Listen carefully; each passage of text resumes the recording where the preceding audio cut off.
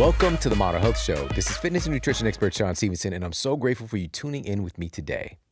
I'm really excited because recently we had on Dr. Pedram Shojai, and he's one of my favorite people on the planet, a really, really incredible human being. But not only is he a physician and helping people that way, but he decided to be a filmmaker and to do a film on prosperity, right? Not just for ourselves as individuals, but of our communities and the world at large. And it really got me thinking about, what does prosperity really mean? And it got me thinking about what wealth and success really mean. And today I want to talk about some more application, because we hear all of these great things about, you should do this, change your diet so you can be healthier. You should really change how you associate with money so that you can be financially successful. You should really do better in your relationships because relationships are everything. But how do we do it? How do we actually change that internal programming? Because the activities that we do in all of those different things really create the results that we see in our lives. So how do we actually get in there and change our programming? How do we change our perspective? How do we change our hardwiring? Because as you'll discover today, we're actually hardwired for a lot of these different behavior patterns that can actually sabotage the prosperity that is possible for us. And so today we're going to talk about how to move past your programming. And for me, what wealth and prosperity means is abundance in all of the major areas of your life. For example, you might be doing great with your health and fitness, but maybe you're struggling in your finances, or maybe you're doing great financially, but the most important relationships in your life are suffering. How can we be healthy and prosperous and have abundance in all of those areas? I really feel that's what success is, because all of these things integrate together and create your life experience. We can't just say that health is one thing, because it's not. All of these other things will inherently influence your health. The qualities of your relationship will inherently influence your health. The quality of work that you're doing and whether or not you're fulfilled in your employment and the work that you're doing and the mission that you're on, even having a sense of purpose, all of those things are going to inherently affect your health and well-being. So that's what we're going to be talking about today. We're going to really break down. I'm going to share some things that I've seen to be really helpful in helping me to get out of poverty. Now, I'm not just talking about poverty financially. I'm talking about poverty in my health. I had poverty in my health and poverty in my relationships.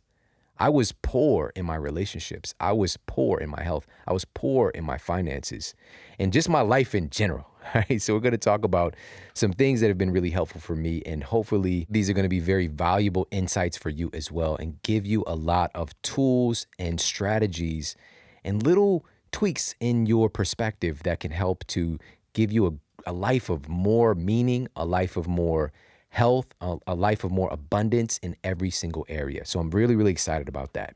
But before we do that, I want to give a shout out to our show sponsor, Onnit. Head over to onnit.com/model. That's onnit.com/MODEL. And you get 10% off everything they have: fitness equipment, supplements, foods, gear, exclusive, Model Health Show exclusive. So just today, I had a really powerful shake. This is my usual post-workout shake. I love the hemp protein that Onnit carries. And this is quite possibly the most bioavailable source of protein without all of the negative side effects. A lot of people have issues with whey. A lot of people have issues with even things like soy protein and all these other different things that are out there to try to avoid whey, when we have something that is very, very identical to what the human body needs. And that's what we find in hemp. So you take, for example, the omega-3 to omega-6 ratio that you find in hemp. It's almost identical, that 2-to-1 ratio that we need as humans, the omega-6 to omega-3 respectively. And that helps to keep things in balance, and we're not in a state of inflammation, right? Having a higher ratio of omega-6 fatty acids in our diet, that's a pro-inflammatory diet. Whereas we know is omega-3s are the anti-inflammatory of the fatty acids, but there's also omega-9s. It has that as well. So that ratio is great that you find there. And you get some of the whole seeds in the hemp forest formulas over at Onnit, the recovery protein as well. So you're looking at a great source of omega-3 fatty acids, omega-6, in a great ratio, but also the protein itself, edestin and albumin. It's high in both of those. Albumin is a very soft globular protein. It's very, very digestible by the human body. And this is why a lot of people would eat egg whites, because they know that it's a good source of protein because it's high in albumin. It's very digestible when it's cooked. This way, you don't have to eat egg whites, all right, which is not the sexiest food ever. I guess I could say that. I don't think it's the sexiest food ever. Like, ooh, can't wait to eat some egg whites. No, I don't. I've never heard anybody say that, but maybe you have. I don't know. But you can bypass that whole situation. Get yourself some hemp protein from Onnit and do your body good. And it really tastes amazing as well. So head over, check them out. That's onnit.com/model for 10% off the hemp force protein, the MCT oils that I use every single day. They're emulsified MCT oils. They've got the fitness gear, fitness equipment, so many cool things. Head over, check them out today. Now let's get to the iTunes review of the week. Another 5-star review titled Nutrition Jesus by E.C. Susan. I love this podcast on so many levels. Excellent content, easy listen, transformative, and smart. Shawn is an inspiration, yet quintessentially relatable. I am so glad I found him via interview on another podcast. My legs thank him on the regular for turning me on to mini tramp practice. If you do listen, you know. If you don't, you should. Trust.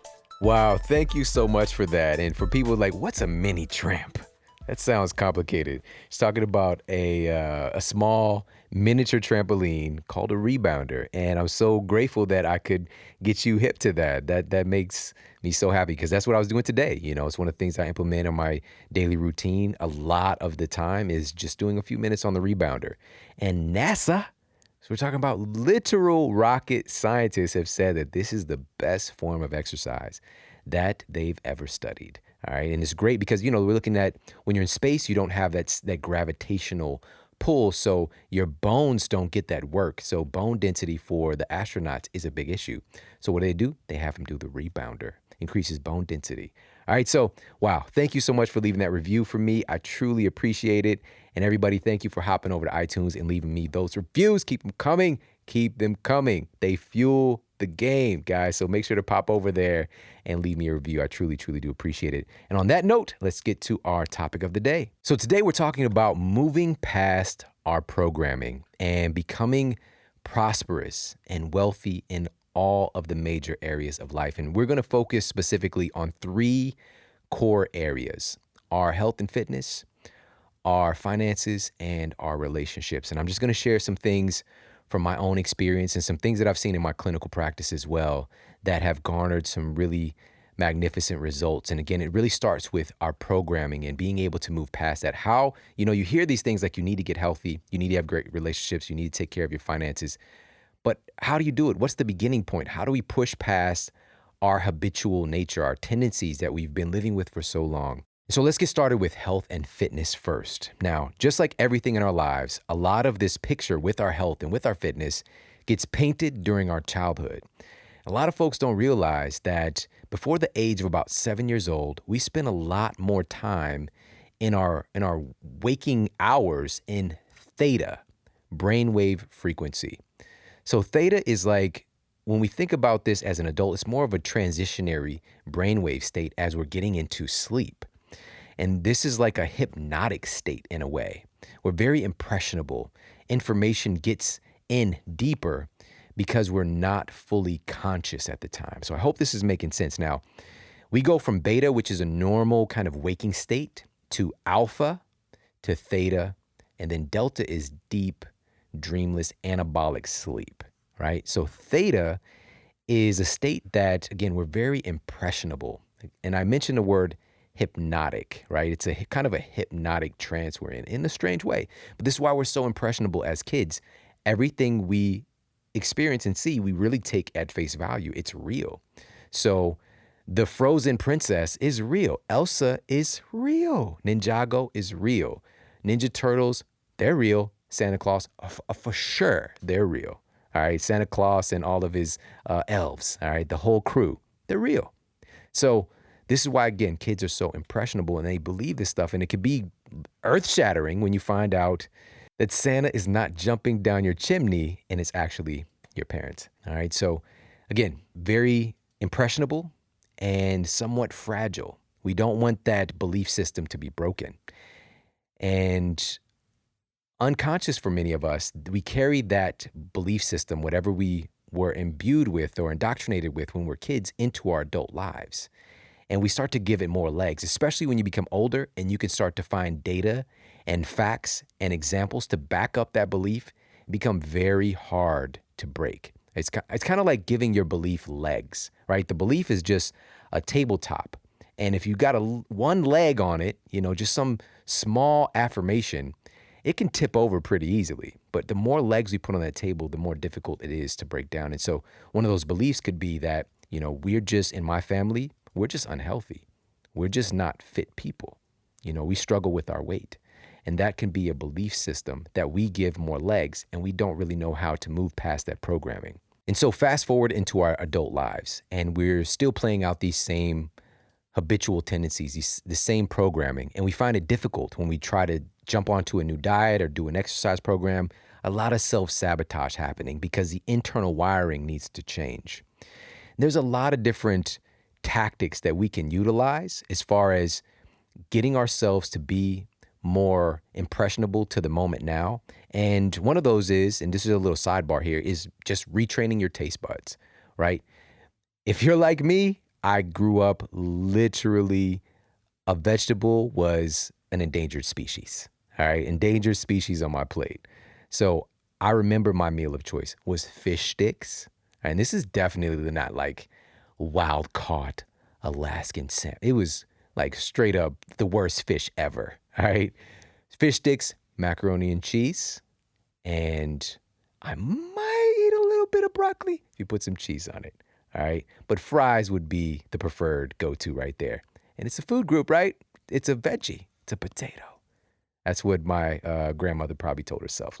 But for a lot of us with kids, it's just like, we just want the kids to eat so that they can grow, right? And kids, they can give us a lot of curveballs, a lot of issues, but we have to be adamant about exposing our kids to different things. Because it's like for all of us, new stuff is scary. So if your kid is never tasted something bitter before, and then they're 3 years old and you're like, here, eat some of these leaves, I don't think that that's going to be a very graceful situation you're going to expose yourself to. All right, but it's not too late. There's always opportunity. But for us as adults, where we're focusing on today, retraining our taste buds after so much programming over the years, it takes some strategy. And so one of those tactics for me personally that worked was fasting and taking time where I wasn't eating food. And so what that does inherently, just kind of automatically, if you think about it, if you're not eating and then you finally get to eat something, even if it is broccoli, even if it is Brussels sprouts, it's suddenly going to taste a lot better because you want to eat something, all right? And I'm not saying that you need to go and deprive yourself and start fasting for, a week or anything like that. But it's a tool, even intermittent fasting, where you fast for a certain portion of the day. And then maybe the first thing that you eat is something that is a little bit more what you would consider bitter. And maybe you're not having a big problem eating salads. But when you eat that vegetable salad with all the different greens in there, maybe you put in even some wild, some lamb's quarter in there or some dandelion and some heirloom tomatoes, all this stuff, and you eat that breaking your fast, it's going to just taste a lot better. It's going to tell your taste buds that, hey, I really like this food. Versus if you break your fast and you have, a White Castle burger, all right? It's a whole different ballgame. So fasting is helpful. Juicing, this was huge for me because a lot of people know my story, but I didn't eat a salad. The first time I ate a salad, I was 25 years old. I just did a mic drop. I just walked away from the mic. That's crazy, right? It doesn't even make sense. It doesn't even make sense. How did I survive? Barely. That's the answer. I barely survived. When I was 20 years old, I was diagnosed with degenerative spinal disease, told I had the spine of an 80-year-old person, right? I accelerated my aging process because I was so adverse because of my training when I was a child to eating real food, all right? And when I turned my health around, because this was when I was right around 22, how was I getting this? I was eating what I could. I was eating the vegetables that I would eat. So I ate green beans. I ate broccoli like it was going out of style. And I started the process of adding in like like getting it in smoothies. Juicing was huge because I could sneak a piece of celery in there. And it went from like 3 apples and maybe 1 piece of celery to like, a whole bundle of celery and maybe 1 apple. Like eventually my taste buds reacclimated and changed so that I enjoyed the vegetables. Now, another big key here is addressing mineral deficiencies. And I believe this really helps to loosen the grip of unhealthy food because a lot of times we're having these cravings because our body is deficient.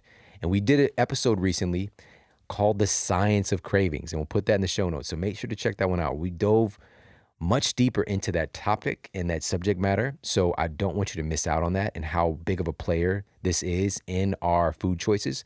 But make sure that we're addressing our mineral deficiencies. And so for me also as well, I recommend people use a green superfood blend. Personally, I use Organifi, and this is the green superfood blend that it contains spirulina, chlorella, yes. So this has chlorella growth factor. This is shown to help your body to eliminate heavy metals. This also has organic wheatgrass. This has ashwagandha. Now, all these things might sound like they probably don't taste that good, but Organifi actually tastes amazing. It's the best tasting greens blend I've ever had. And they use coconut water. They use mint. They use things that have a natural kind of balancing flavor note to make this palatable and to taste good, to the degree that my kids actually drink it. And so my son Jordan, even today, he adds Organifi to his smoothies. Sometimes he'll just drink it by itself. And so this is my older son. My younger son, he'll have the green drink, and he really likes their red juice formula as well. So make sure to check out the red juice formula if you haven't done so. All right, so make sure you're using a green superfood blend, helping to address some mineral deficiencies. Very, very potent and powerful way to do that. But the reason the green blend from a reputable source works is that the nutrients are so bioavailable, right? So it's not just like taking a random vitamin or mineral supplement because it's synthetic and it might not be in the form that your body and your cells can actually use. So make sure to check them out. That's Organifi.com/model for 20% off every purchase every time. That's Organifi.com/model, 20% off all of their incredible products all the time. Also, another big tactic here in retraining your taste buds when we're looking at changing the pattern from when you were a kid is the bitter truth. All right, so the bitter truth. What does that mean? We want to use bitters. You want to use the bitter, the better. You might have heard that statement before. Start to acclimate and get your taste buds to not necessarily enjoy, but to appreciate bitter flavors. Now, this can be something you just, again, sneak in. You do a little bit every day. There's even something called Swedish bitters, which helps with digestion. It kind of boosts that digestive fire. Maybe you have a little bit of that with some water before you eat a meal, with a little bit of water. By the way, we don't want to drink too much water before we eat and kind of dilute stomach juices. But this can actually encourage this digestive firepower, if you will. So bitters. And then, green leafy vegetables. These are more bitter type foods. So getting yourself to eat more bitters, getting those kind of flavors in to help to reset your palate. And so with these small strategies, fasting, juicing, maybe it's a juice fast, addressing mineral deficiencies, adding in more bitters and bitter flavor notes helps to reprogram your taste buds. All right, so moving past the programming, one of the big components here is retraining your taste buds. You also want to, and this is where we really get to the heart of the situation, is to retrain your lifestyle. So what does this look like? Well, we're talking about, I'm going from a situation where I'm not exercising and now I'm going to get onto a new exercise program. It's a stress. We have to understand that exercising is a stress. Whether we are acclimated to exercise already or whether this is a new stimulation, because it's something known as a hormetic stressor. A hormetic stressor. So this means that it's a stressor that can potentially be very helpful and beneficial if you're allowed to recover from that stress. All right. But regardless, it's still a stress. When you do anything new in your life, it's a stress. Your nervous system, your brain is looking for patterns all the time. Anything new creates a new pathway, creates a new potential stress here. And so you have to understand that. Now, when you're going from not exercising or changing your exercise programming, upgrading what you're doing, life will definitely not feel the same. Same thing with changing your diet. So we're talking about health and fitness here. When you're changing these things, life isn't going to feel the same. And we have to be okay with that. I think that a lot of people make the mistake, and what I want to share with you today, of coming into it like, oh, I'm just going to make this change. No, it doesn't happen like that for a lot of people. They're not just like rip the Band-Aid off type of perspective of the world, or just, the quote cold turkey approach to things. It's more like, man, this doesn't feel that comfortable. Because at the end of the day, if we are more aware that when we make this change, that it's not going to feel great all the time, it's not going to feel comfortable, then maybe we can be more prepared to adjust and take action. No, like, oh, okay, it's just, I just don't feel comfortable and confident right now. That's all that is. It's just a part of the process. Now, I'm definitely not the guy who's going to tell you that suffering is going to equal health. I'm not telling you to suffer. I'm telling you to be aware that there might be some uncertainty. There might be some discomfort because you're not doing the same thing that you've been doing. And we need to be aware of that. And for us to change and to retrain our lifestyle and to radically upgrade our programming, our mental programming, this is like Einstein says, we cannot solve our problems with the same level of thinking that created the problems.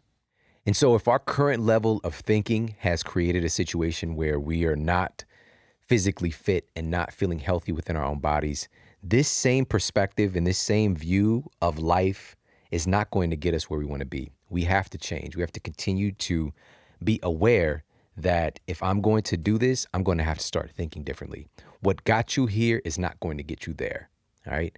So a big part of that, and this is so important, this is one of the most important things of today, is taking responsibility. Now this, I don't want you to miss this because this is such a huge key. Taking responsibility. A lot of times when it comes to issues with our health and our fitness, it's really easy to point fingers. And I know this because I did it. I was like, why are these doctors not helping me? It's their fault. They gave me the wrong diagnosis. They're giving me the wrong drugs. Why won't they do surgery? All these different things, and I was pointing fingers.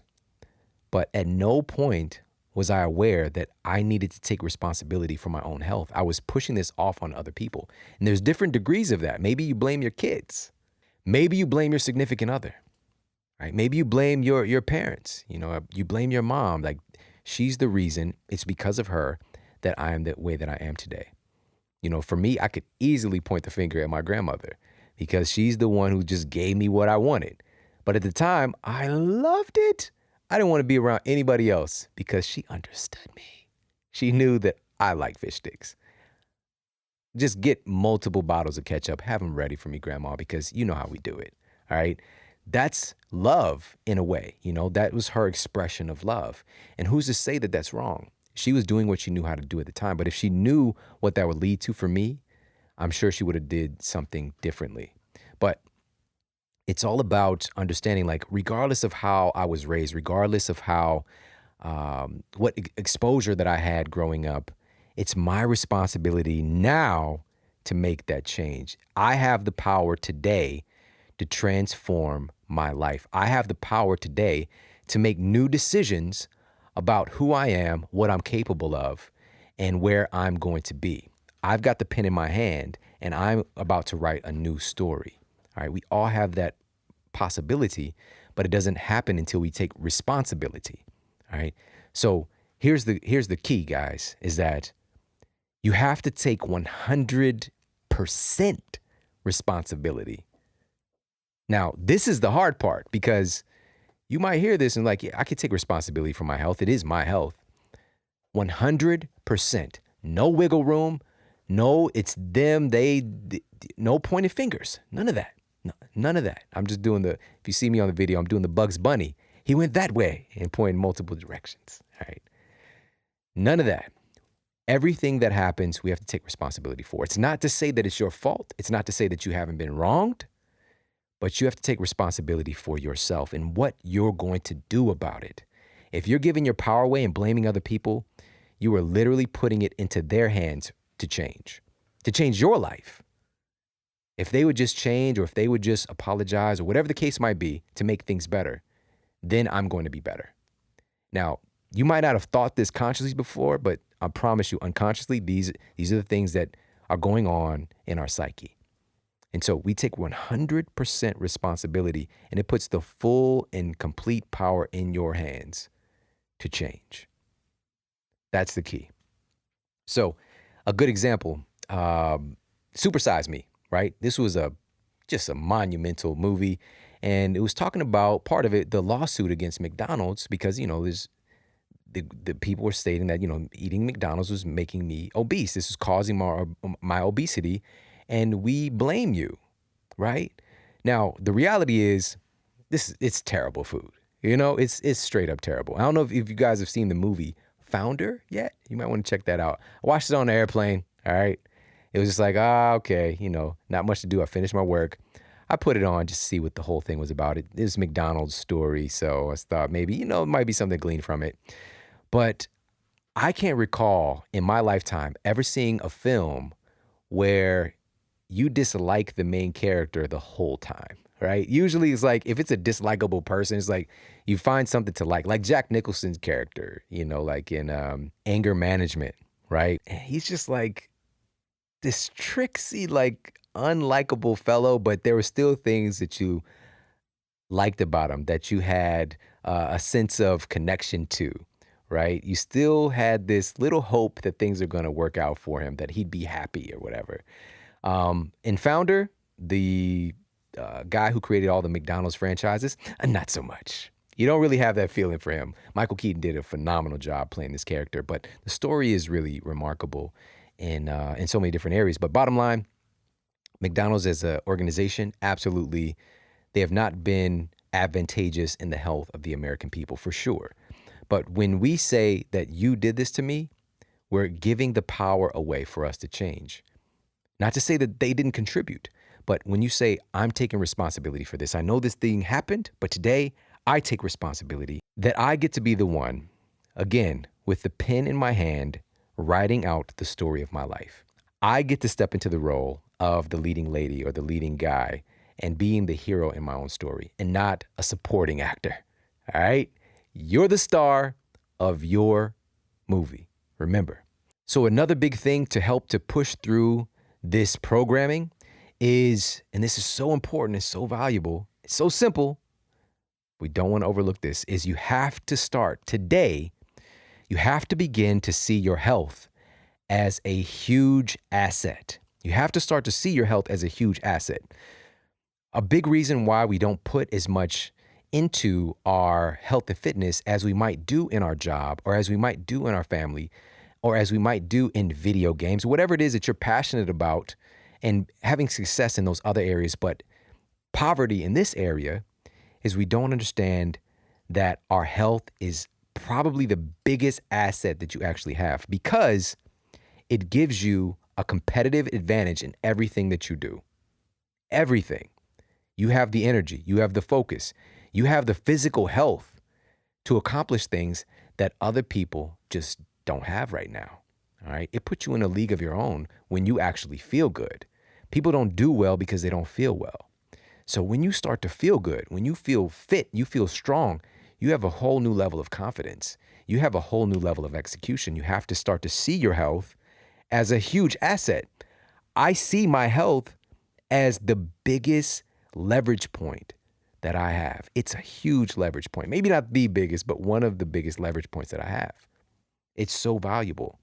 And so this is a way to push through that programming, is to start to see your health not as something that is superficial, not something cosmetic, but something that actually has real substance and a huge leverage point to be able to get what I really want in my life.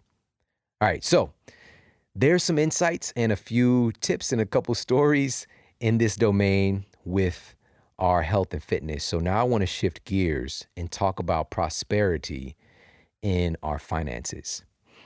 And I really feel that I have the right to talk about this in a way that is encompassing, because I've seen both ends of the spectrum in a real way. And I haven't really talked about this before, but again, a lot of this programming happens during our childhood and how we relate to money and how we relate to finances.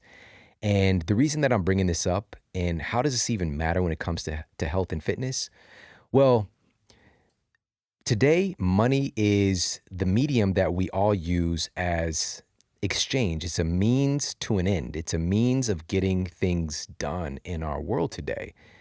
We don't see a lot of bartering happening. Money, you hear the statement, cash is king. So with that being the underpinning of our culture, it doesn't matter if you believe in it or accept it or not. It's just what is right now. And so what this does to us is it ties very, very deeply to primal programming of survival, right? So again, we're talking about getting fit, getting healthy, and having a happy life. But if you're in fear for your survival because money is a stress, you're going to cut corners. You're going to loosen up the reins on so many different things in your life that are important because survival is the number one thing that we're concerned about. Food is second tier to your survival and your safety. And if there's a fear, because real talk, we're all just a couple of bad decisions. This is tough. This is tough stuff, what I'm saying right now. When you see somebody who doesn't have a home, who's homeless, when I see them, I know that somebody probably loved them. Somebody cared about them, but something happened. Something happened along the way that led them to this place. And so I see them. A lot of people you don't even want to see that. You don't even want to see the real poverty in our world. It's uncomfortable. But we're all just a couple of bad decisions from being in that same place. We're also all a couple of great decisions from being in a place of wealth and prosperity. Have you ever thought about that? Our lives, we really just we get to that comfort zone and we feel so secure in things and we get scared to take risks because we know that, again, a couple of bad decisions could end up homeless. I got kids and this whole thing and there's a story, but also a couple great decisions and we have to be able to take the risk can put us in a whole different reality as far as our financial success as well. So we have to be willing to look at that and to understand that and to know that at the end of the day, even with a little bit of the kind of doom and gloom vibe about some of this stuff, there's always an opportunity for things to improve. There's always an opportunity for growth.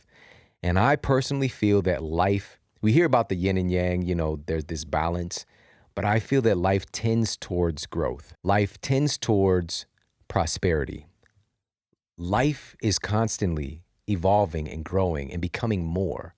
And that's the same thing with us. You are in a process of unfoldment. You're in the process of becoming more you, right? You're moving towards growth. It's a growth process. And up until your very last breath, we can continue to get better. We can, in some area, right? We can continue to even accumulate experience, which is the most valuable thing, I think, in our world. Now, so to talk about this from a place of complete experience, and again, I haven't really talked about this before, but many people say that they grow up without a lot of money. But I can remember clearly being in a dumpster looking for cans because my mother told us we need to go and look for these cans so that we can take these to a recycling place and get a few dollars so we can get food. I did that before. And we would get free food from these different food pantries. And, there's one place called the Hosea House or, the Salvation Army. And we even, for Christmas, we'd go on trips for poor kids, me and my little brother. And we go with all these strangers and we go to this place and they give us gifts. And we went a couple of times and they give us the same exact gifts every year. But those are my experiences, and also, just growing up on food stamps, I was balling out. My mom would give me a book of $10 of food stamps. Please, I'm Richie Rich. All right. So that was my reality. And, seeing things like that, it creates this programming and knowing, for example, my mother would donate her blood. She'd literally sell her blood to be able to feed her kids. Right. Now, with all of these things, you can also start to see where people might cut corners or even do what they consider unethical things to meet their basic human needs for their family. And that's what I saw. And so I also saw my mother cut corners and take advantage of people because she believed that she had to do what she had to do to get by, and burned a lot of bridges.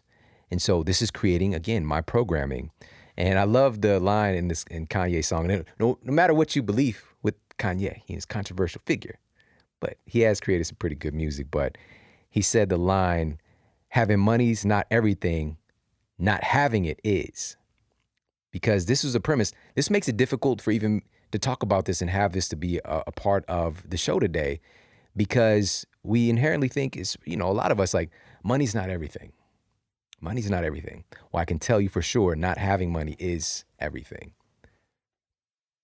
It becomes very unimportant, a lot of other things, when your family's security is at stake. And so we have to be aware of that and to change our perspective and our view of money. And one of my breaking points as an adult, and I didn't even know I was going to talk about this, because of my programming, I saw this. I saw my mother sell her blood. And so when I was dealing with this so-called incurable spinal condition, degenerative bone disease, and I was in college at the time, and now I couldn't work. I was in chronic pain. I had this back brace on all the time in my waking hours, and I was on all these medications, and unemployment was drying up. All right. Unemployment is drying up. And my finger pointing about all these people that were responsible for putting me in this position, it didn't matter. I still had to pay my rent, all right, in my college apartment. And so all the studies that you hear about when we're talking about different studies on, with this drug or this thing over here, whatever the case might be, I signed up to get into a drug study. I was going to be a guinea pig for a drug for a major pharmaceutical company. And so I go to this place, and there are all these people in there, different ages and races and positions in life. All of us are just kind of look like a military dormitory. And, we got to get our blood drawn every hour, I believe it was, and we're taking these drugs. And I knew within the first 2 hours that I had hit rock bottom. Like, this is crazy. What am I doing here? And it took so much for me to get out of there. Like, I had to do so many different things and talk to so many people for them to let me out, because I did not want to be there anymore. I knew that this was never going to happen again. This was right around the time that I made the decision to get healthy. All of this was stirring up the pot of transformation, because it wasn't just about me regaining my health. It was also me experiencing security in my life and no longer feeling like I can't take care of my bills. I can't take care of myself. And I even had 2 kids at this time too, my son and my daughter. And my life took a sharp turn, a big change in the direction I thought it was going when I got sick, when I began to lose my health. All right. But a part of that was, I'm never going to be in this place again. And so a lot of things changed.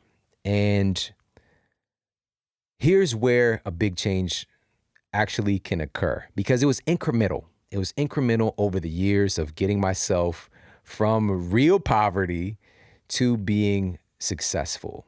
And it's understanding this key. When we're talking about breaking through our programming, I believe that we all have essentially a money thermostat in our psyche. All right. We have this amount of money that we believe we are entitled to in a way, like whether it's $2,000, a couple $100, maybe it's tens of thousands of dollars, but perpetually, if you are out of a lot of money, maybe an unexpected expense comes up, you'll find your way back to your set point pretty quickly. Or if you get a lot of money that comes in at one time, you'll find your way back to your set point pretty quickly. Maybe if your set point's a couple $100 in your account and you come into, all of a sudden you get $10,000 and oh yeah, life is good now. Before you know it, you're back as a hundredaire. All right. You didn't know it was 100 air. You could be 100 air, guys. And that's all good because most of the planet is surviving on about $2 a day. All right. So 100 air, that could be serious trouble. All right. You could pop some tags. Not really. Don't do that. Don't start popping tags if you're 100 air. We have to be more aware. So changing the money thermostat. So how do we do this? How do we take our thermostat up a few dozen notches to where our set point is now at this other number that puts us in a place where we don't have to worry about our security. We don't have to worry about our bills getting paid so that we can start to be more of a beneficial presence on the planet and not cutting corners and not in fear about money.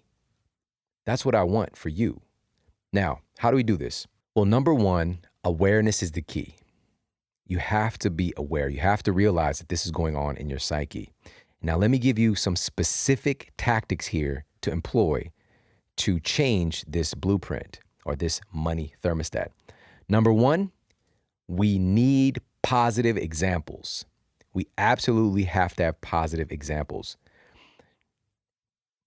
Part of that really is we have to address the negative associations that we carry with money as well, because with those positive examples, we have to look at the negative examples. Like for me, money was hard to get, right? Money was hard to get in my examples, my negative associations growing up. And sometimes you even do destructive things to get it. That was my experience. That was what I was exposed to. That was my example, all right? So we have to address the negative associations. You know, my mom would be, I'd be like, Mom, can I have, whatever? Can I have $1? She'd be like, am I made out of money? Right? I'd be like, Mom, I'm hungry. She'd be like, I'm Linda. Nice to meet you, hungry. Right? She'd be throwing those jokes at me, but she really just didn't have it, And she's like, of course, money doesn't grow on trees. All these negative associations, like for me, money was this foreign thing. It was hard to get, and I had to deal with it. Like I better, go look for some pennies and try to do what I can do. So the negative things, but we need to see positive images and feedback of what being financially healthy looks like. This is so important. We need positive examples. So it doesn't necessarily have to be directly face-to-face people in your life. Studying people who are wealthy, who are doing great things with money. There's so many great examples out there. Right now, for whatever reason, Richard Branson's popping into my mind. I don't know a ton about him, but I know that he is very altruistic and he's an industry changer and somebody who has been very forward in making sure that people and organizations are beyond happy and taken care of and compensated fairly and all these different things. And also somebody who is getting together other leaders to help to improve conditions in our world, not just in the workplace, but serious issues like, making sure people are fed. So reading about folks like that and listening to interviews and stories and those kind of things helps to give you some more positive examples that we need and learning from them about what it takes to become financially healthy. Number two, we need exposure. So getting in the environment, that means a lot. So for me personally, I remember when I was in middle school and I had a friend named John, and this was a kid, he lived in the good area, right? He lived in the good neighborhood. And for me, I was bussed out from far away to come to this school with some other kids as well. And so, but John lived out there in the good neighborhood. And so, we became friends and, he invited me over to spend the night, that kind of thing, and hang out. And his house was so, like, I'd never been in a house like that before. It was like peaceful and quiet, and there was room. Like one of my bedrooms was like seriously like a closet, and just seeing this is like, wow, this exists, and somebody who looks kind of like me has it, and so even seeing examples that are similar to us, depending on your experience, that can matter as well. And so that changed my blueprint about what's possible. And I was like, one day I'm going to live out here. And guess what? I literally live in the same area. And I didn't even think about that until maybe like 2 years ago. Like, wow, because it just happens in your subconscious. I wasn't thinking about, what? I said I was going to live out here when I was a kid. Now I do. it just like that was my modus operandi. That was my North Star. That was my direction because I had that example. And I'm so grateful for John and his family. Hopefully they're listening to this, or one day they listen to this and understand what impact they made just by being them and inviting a kid over who was pretty lost and giving them an example about what's possible. So we need exposure. And also, this is important, guys, is we need a map. We need a map. Teachers and mentors, they have the map. All right. It's like Dora the Explorer, right? I'm the map. It's the map. You got to be like Dora. All right. Because Swiper is on your trail all the time. Swiper, no swiping. All right. So the map, teachers, mentors have the map. For me, a great example, because again, I had these small examples, but I still didn't know how this worked. You could even term it like I didn't know how to do money, right?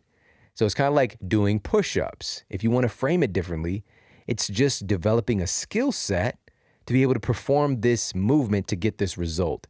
So that's what you do with money. You develop a skill set so you can perform this action to get this result, right? And so I was still trying to figure this stuff out. And this is like recent in my life, guys. This is maybe 10 years ago-ish, right around here, maybe 10 years ago. You know, I had a house, I had a consulting practice, helping a lot of people, but still just like not struggling, but things just it wasn't abundance that I was experiencing. I'll tell you that. And things could be pretty tight from time to time. And especially somebody who has a nature of being very giving, very altruistic, very going above and beyond. I spent a lot of time helping people and not really helping myself, if that makes sense. And I know some people are going to be like, I totally get that. And I felt good about it though. I felt good. I was just like, again, money's not everything, but not having it is, because I had some. So everything was cool-ish, right? I still wasn't able to really do the things that I wanted to do when I wanted to do them. And so there was a course that I took, and I have no idea how it came on my radar, but it was called the New Money Masters. And this was from Tony Robbins. And Tony had interviewed all of these internet gurus who are these new money masters and creating so much impact. And most of their stories, they came from poverty, like situations very similar to mine. And it was just blew my mind. And for me, some of the things that I got from that is, I remember sitting down with my wife and we were talking about, I learned about like doing stuff online. I had no idea that was really a thing, really. Like I was teaching nutrition classes offline, doing talks and working in my practice. But I realized like I could reach more people online, but they were saying like create a niche site, right? Just something like maybe it's a dog treat site or something. And, you get all these traffic and followers and all this kind of thing. And then you end up, making some money online, residual income, whatever, like this whole thing. I thought, oh, you know what? That's interesting. Maybe we should do that. But it just felt terrible. Like it just didn't feel right. Like I'm going to start putting time and energy to create something that doesn't have any substance. And so we made that decision that, okay, we are going to work and do things online and reach more people, but I want to do something that mattered. And so we decided, let's create a site to help people online and also create an ebook to help people. So it was, instead of doing what they were saying with this cookie cut, not all of them, but just with some of the things that I got with my limited experience at the time. But I decided, you know what, I'm going to take what they're saying, but I'm going to do this my way. And I'm going to do this in a way that I'm going to help a lot of people. And I can also be able to, reach more people and be able to get this information out in an even bigger way and create more financial security for myself. So this is really important because I had this limited idea about this is how I can make money. This is how I can help people. And there was this whole other arena and possibility that I could jump into. And long story short, that eventually led to this being in existence, the Model Health Show, because I said yes, learning from people, teachers, mentors, even if I didn't know Tony Robbins, getting this course and starting to learn some stuff led to me being here today and saying, yes, understand that I need a map. I don't know how to do this thing. So same thing when it comes to your financial well-being. Now, last thing in this component is to expand your awareness. This is another thing for your financial fitness. Expand your awareness. My very first trip, the very first time that I got on an airplane was when I met my wife, who was my then girlfriend. I was like 24, 25 years old. And I'd never been on an airplane in my life. And I remember taking off, and it's just like, it's kind of like you're driving, but then you just go in the air. This is so weird. It didn't feel right. It didn't feel natural. And now, like, literally, I've literally flown all over the world. I've spoke at events all over the world. And, but it was that exposure, and I expanded my awareness that there's a place outside of my city. There's so much, and there's so much abundance. There's so much value and beauty all over the world. I want to experience it, right? So just even changing and expanding my awareness. Now, another key here, guys, is you have to outsmart your old self when it comes to this piece specifically. This applies to everything, but you have to outsmart your old self. So what does that mean? Get yourself an automatic savings account set up. So as soon as your check comes in, a certain percentage automatically goes into something that you can't easily touch. All right, get it automated, get it set up, or a certain percentage comes out. So for me personally, because I have my own business, I have an account that takes money out of my account. No matter what's coming in, it takes a certain amount of money and puts it into this savings account that's hard to get to. And there's penalties if I take it out. And so that account has just been flourishing, because it just automatically comes out. Every single month, it takes out a certain amount of money, no matter what. So outsmart your old self, especially if you have a tendency of getting some money and then quickly losing it. Also, automate your bills too. If you want to focus on abundance, we got to stop. And I know if you're like me, if I start thinking about bills too much, it starts to make me less motivated, right? I'm more motivated by reward and growth and contribution than all of these problems, right, of my own making. All right, so automate the bills too. Like the bills are automated so you could focus on abundance and prosperity. Also, put yourselves in environments that don't cause you to spend excessively. You know that if you got issues with buying shoes, don't go to the mall. Just don't go there, all right? Hang out, do something else with your friends, or hang out, find another activity. Don't put yourself in an environment where you're going to make a mistake and mess up. If somebody's in recovery from alcoholism, they're probably not going to be hanging out at a bar, right? Even if they're just trying to get a tonic, a club soda, the environment itself creates more possibility and strain. And last thing in this component is you need to stop telling yourself the same old story of I can't because I can't invest in that program because fill in the blank. I can't buy organic food because fill in the blank, all things having to do with money. I can't go to that certification program because blank. Money should never be the reason that you don't do something that you're passionate about. I'll say that again. Money should never be the reason that you don't do something that you're passionate about. We're giving away our power in a different way when we do that. When we forfeit our chance at experience and opportunity and growth and happiness because of money, this man-made human entity that we didn't all get together and decide was okay, we're using that as a reason that we're not going to do something. We have to stop telling ourselves this story because here's the thing, even when I'm saying this, I promise you have those stories. I promise you do. I can't because, this is the job that I have to do because of my 2 kids. I already have another job. I just can't make money. I can't afford it. We're saying what you can't do. Tell me what you can do. Tell me what you can do.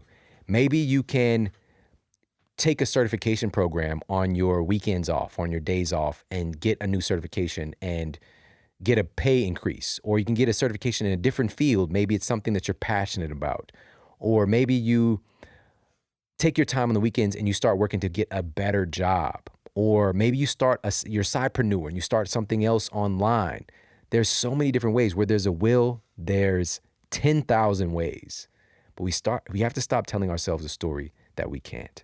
And so with that said, I want you to understand that resourcefulness leads to more resources. This is a major secret. Major key alert. Major bag alert. Resourcefulness leads to more resources. All right. Resourcefulness leads to more resources. So what I want you to do is utilize that amazing mind of yours. All right. For example, if you're wanting to increase your financial well-being and say, even $1,000 a month extra would be game changing for you, make a list. Literally, just do this. Make a list, and this works so well.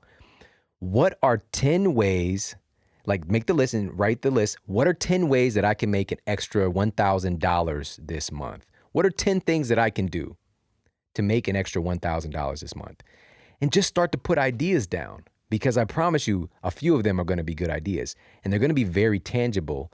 And these are going to be things that you can execute on. It's not that far away with you making that extra $1,000 or $5,000, whatever it might be for you, wherever you are currently.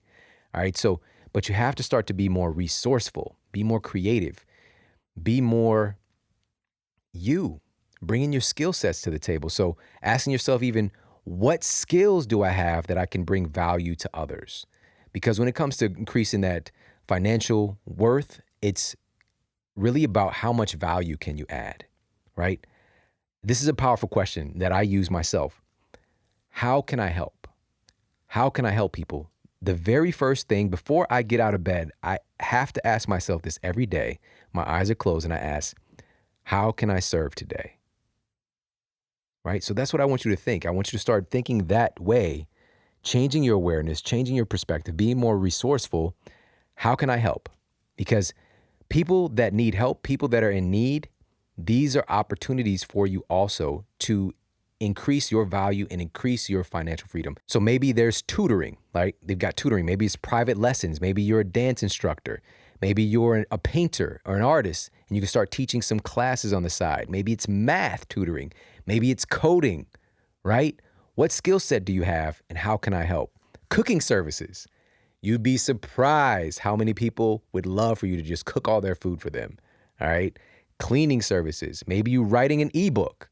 What skills do I have that I can bring to the table and add more value? Start to think differently and utilize that amazing mind of yours. All right, so guys, again, make it a study. This is the key here. Make it a study. Get yourself around mentors. Get yourself around people who have a map.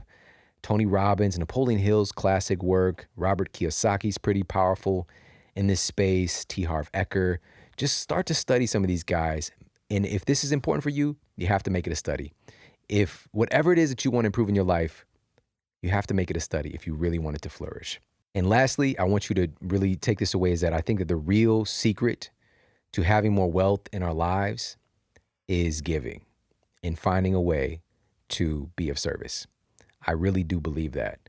And, this is more of a theoretical thing, but this whole idea of karma and things coming back to you, I really do feel that it's just been my experience.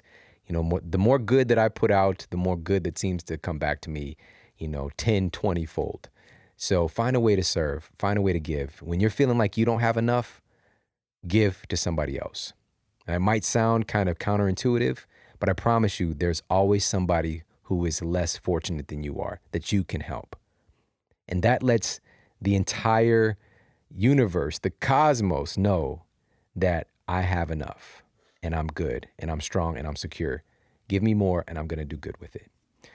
All right, now, our last area here that we're going to talk about is our relationships and having more relationship well-being and moving through that programming. Again, a lot of this programming is taking place during our childhood. So we're going to be repeating and replaying a lot of the things that we were exposed to, whether we understand it or not. And there are different versions of that too, especially with our experience today.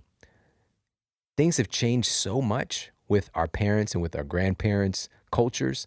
We're just updating same behavior patterns, but with technology a lot of times. Now, first and foremost, I believe that prosperity in a relationship starts with you. All right. Prosperity in your relationships starts with you. You want to cultivate traits that are attractive. This is a key to having more wealth and happiness and pushing through your programming and having relationships that you really love. Cultivate traits that are attractive. So what does that mean? We're talking about traits of the character. We're not talking about changing your eye color. All right. If you're into that kind of thing, it's all good. All right. But just none of freaky eye color. Don't do like white. All right. That's so weird. But again, if that's what you're into, I got nothing but love and respect for you. White eyes. All right. Now, here's the key. Traits of the character. This is what we talked about with Dr. Daniel Goleman, one of our most downloaded episodes of all time, and just such a gift because I've learned so much from him. He's really had an impact on my life. So make sure to listen to that episode. We're talking about emotional intelligence and altered traits. All right. So we'll put that in the show notes. So cultivate traits that are attractive again. So what does that look like? So that's honesty, right? I think honesty is really, really sexy. I think honesty is really beautiful. I think honesty is so attractive. Patience, understanding / being a good listener. In a relationship context, a lot of us, we just want to feel heard. We want to feel like we matter. We want to feel significant. And nothing makes us feel more significant than somebody just actually listening to us and paying attention to us. I think it's so powerful and such a great character trait. Confidence, that's another thing that's very attractive. Compassion, another very attractive personality trait. So again, I feel that great relationships start with you in cultivating these traits that make you more attractive. And I can tell you firsthand that my relationships improved when I improved. All right, my relationships improved when I improved. Now, on the other side of the coin, though, when we're talking about relationships, that involves other people.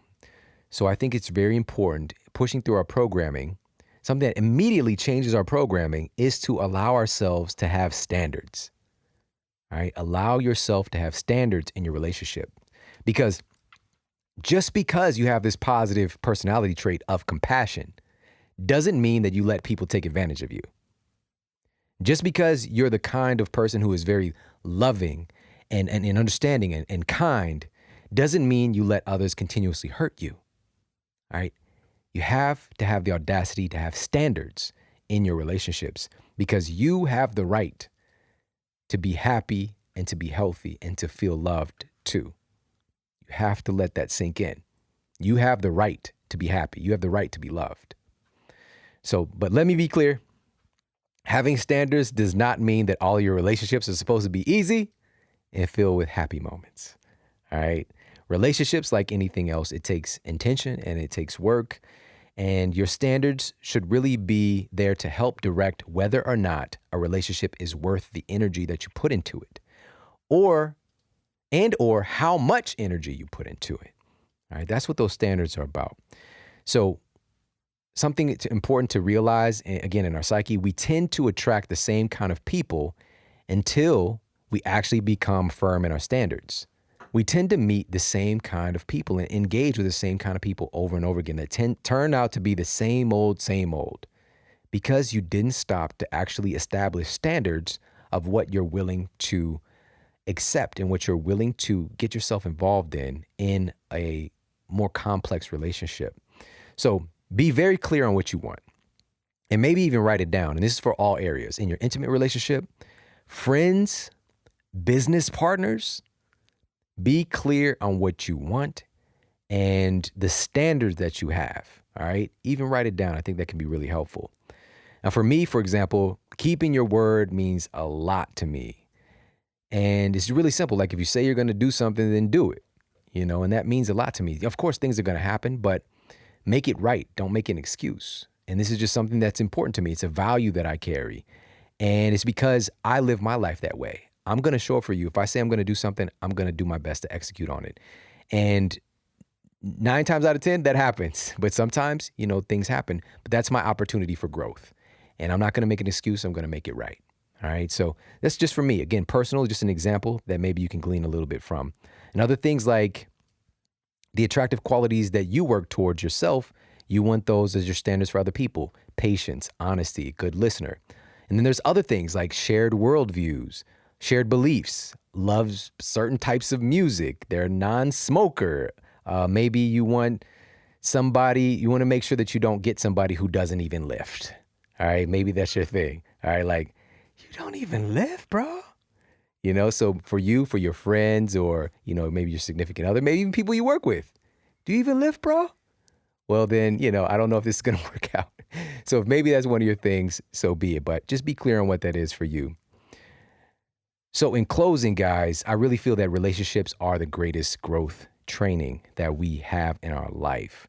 And working on your relationships will help you to call out so many dormant capacities and latent skill sets and gifts that you have inside yourself. Relationships really help to draw those things out. Now, same thing with everything else. We absolutely need to have models. We need to have positive examples. And for me personally, I hardly had anybody growing up that I saw with a happy long-term relationship. Like, this is just something I didn't know how it worked. I didn't have those examples. But fortunately, I did have my grandparents. And I know that they grew and evolved from when they were younger to when they became grandparents. And they gave me an example of what love could be. They were an entity. They were an entity. There was so much admiration and love and mutual respect that they carried. And it is infectious. And it left an imprint on me. And fortunately, I lived with them, just how my life unfolded when I was very young, up until the age of about, 6 or 7 years old. I spent several years living in that household. And so I knew even when life started to change and I saw all these terrible examples when I left there, and a lot of strain, a lot of struggle, a lot of broken hearts, I still had that imprint that this was possible. So we need to have models. We need to have positive examples. And also, again, stepping outside of the paradigm, get some training, get yourself around some information, learn about it. If it's important to you, make it a study. Make sure to check out episode 176. And this was the 5 keys to an amazing relationship, where I had my wife on and we broke this stuff down. And this is not just Shawn saying it. You can actually hear the other person on the other side of the relationship and talking about what actually works to make an amazing relationship take place. So get yourself around great relationships. All right. Whether it's in person, whether it's online, get yourself around examples of what that looks like. Ask questions of these people and actually listen. All right. Actually listen to what they tell you, because sometimes it's going to be stuff that you don't necessarily want to hear. But if it's working for them, listen to them. All right. Ask questions and listen. Study relationships, talk to experts, and even work on your own stuff too. Again, it's something that a lot of people in our culture still feel like, I can't. It's a sign of weakness if I need to seek some counseling, if I need to seek some help. And it's not. It absolutely is not. A lot of us have some stuff, like some major stuff that we just haven't processed before, that's there in our psyche. All right. So get yourself in position to, study relationships, talk to experts, and work on your own stuff too. And lastly, and most importantly, please pay attention. Pay attention. Pay attention to those small moments. That's what make relationships really flourish and thrive and make them real. More important than at any time in human history, there's so much distraction. There's so much that can be pulling you away from paying attention to the special people in your life. I love to just sit and spend some time just admiring my kids, just admiring, especially my son, Braden. He's so young and full of light and love and joy. And just to watch him is a meditation, and it's beauty. And to be there and to be present with him. I'm not perfect at this. There's stuff going on all the time. Sometimes like, hey, buddy, daddy has to work. Let me finish. And then, we can, play Voltron or whatever, and he'll still ask me 10 times if I'm done yet, but I'm aware of this. And so I pay attention, and it's been one of the greatest gifts that I've had. And I know it's made our relationship and my other relationships so much stronger, to actually see my wife, to be there with her, to pay attention, to just acknowledge her and to show her how significant she is to me. Powerful stuff, guys. So again, these keys here are to help us to push through that programming in 3 key areas of our health and happiness, of our prosperity. And this is our health and fitness, our finances, and our relationship. And I hope you got some value out of this and some takeaways and some keys, some insights that you can add to your own life and to bring more prosperity to all those areas for you as well. And I appreciate you so much. And if this was valuable to you, please make sure to share this with the people that you care about. Share this out on social media, Twitter, Facebook, Instagram, Insta stories, all that good stuff, and tag me. I love to see that.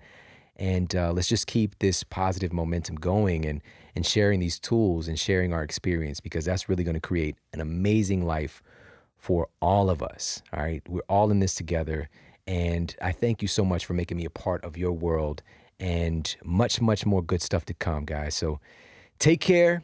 Have an amazing day, and I'll talk with you soon.